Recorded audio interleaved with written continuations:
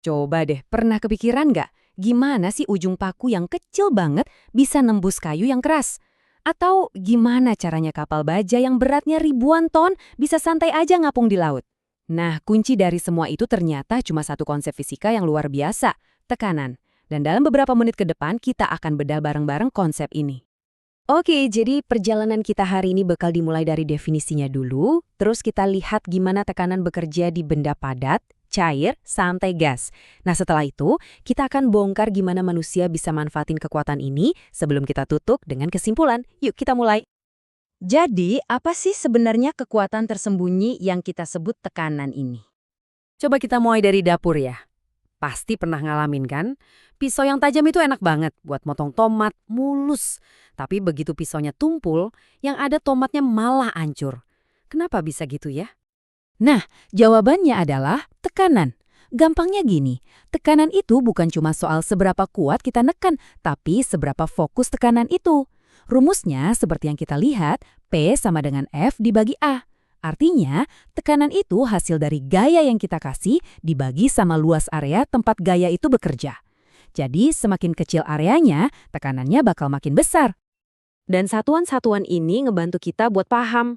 Gaya atau F diukurnya pakai Newton. Luas atau A pakai meter persegi. Nah, hasilnya yaitu tekanan atau P diukur dalam Pascal. Biar kebayang, gaya 1 Newton itu kira-kira kayak kita nahan satu apel kecil. Coba, gaya segitu ditekan ke area seluas 1 meter persegi. Nah, itulah 1 Pascal. Oke, dengan definisi tadi, yuk kita balik lagi ke contoh benda padat, di mana titik kontak itu jadi kuncinya. Nah, ini dia jawabannya secara visual. Pisau tajam itu memfokuskan semua tenaga kita ke ujung yang super kecil, menciptakan tekanan raksasa yang bisa membelah tomat dengan mudah. Sebaliknya, pisau tumpul itu nyebarin gaya yang sama ke area yang lebih lebar. Hasilnya, tekanannya jadi lemah dan cuma bisa neken doang. Dan prinsip ini tuh ada di mana-mana loh. Coba lihat sepatu. Berat badan kita sama, tapi hasilnya beda jauh. Sepatu hak tinggi itu musatin semua berat badan ke satu titik kecil, makanya bisa bikin tekanan yang rusak lantai. Beda sama sepatu Keds yang nyebarin berat badan kita, jadi tekanannya rendah dan aman-aman aja. Hal yang sama persis terjadi sama paku. Ujung runcingnya itu rahasia kekuatannya. Terus, seberapa besar sih tekanannya? Coba kita hitung-hitungan dikit. Seseorang dengan berat sekitar 50 kg yang lagi berdiri biasa aja, ternyata ngasih tekanan sebesar 25.000 Pascal ke lantai.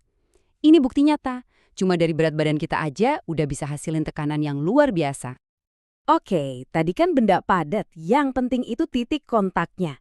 Tapi gimana kalau mediumnya cair, kayak air?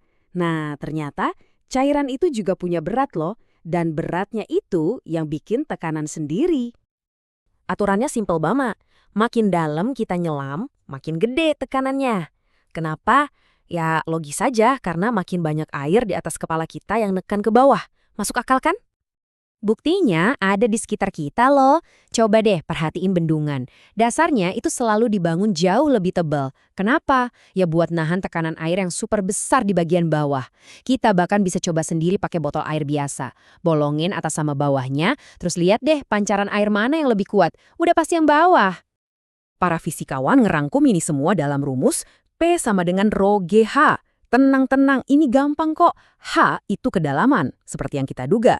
G itu gravitasi, dan rho itu massa jenis, atau gampangnya seberapa kental atau berat cairan itu. Makanya tekanan di kedalaman 10 meter di air raksa bakal jauh lebih gede daripada di air biasa. Oke, padat udah, cair udah. Tapi jangan lupa, kita semua ini sebenarnya lagi berenang di dasar lautan udara yang kita sebut atmosfer. Dan bener banget, udara itu punya berat dan terus-terusan neken kita dari segala arah setiap saat. Sadar nggak sadar, kita tuh sering banget main-main sama tekanan gas. Pas mompa ban sepeda, itu kita maksa lebih banyak udara masuk ke ruang yang sempit, bikin molekulnya lebih sering nabrak dinding ban dan naikin tekanan.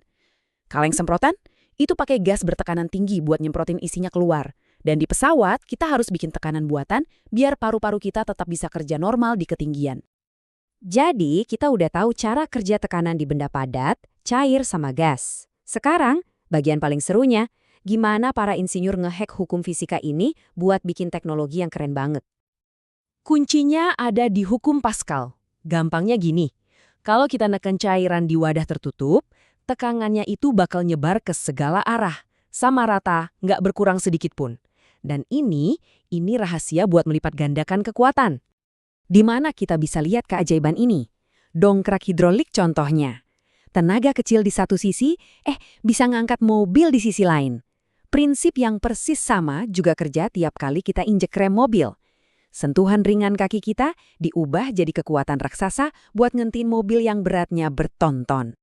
Prinsip jenius kedua datang dari Archimedes. Ini semua soal ngapung. Simpelnya, pas ada benda masuk air, airnya bakal ngedorong benda itu ke atas. Nah, kekuatan dorongan ke atas ini besarnya sama persis kayak berat air yang dipindahin. Kalau dorongannya lebih gede dari berat bendanya, ya dia ngapung deh. Dan ini dia jawaban pertanyaan di awal tadi. Gimana kapal baja raksasa bisa ngapung? Ya karena bentuk lambungnya yang gede itu mindahin air banyak banget. Jadi gaya dorong ke atasnya cukup kuat buat nahan berat kapalnya. Logika yang sama persis berlaku buat balon udara. Bedanya yang didorong itu udara, bukan air. Oke, jadi setelah kita jalan-jalan lewat benda padat, cair, dan gas, apa nih kesimpulan utamanya? Intinya, dari ujung paku yang super kecil sampai lambung kapal raksasa, semuanya itu diatur sama satu aturan fisika yang sama, tekanan. Inilah bahasa universal yang dipakai Gaia buat beraksi di dunia kita. Nah, sebagai penutup, saya mau kasih tantangan kecil nih. Coba deh pikirin lagi hari ini. Dari mulai ngerem mobil, nyemprot parfum, sampai air yang keluar dari keran. Ada berapa banyak teknologi tekanan yang udah kalian pakai? Kalian bakal kaget deh, ternyata konsep ini benar-benar ada di mana-mana.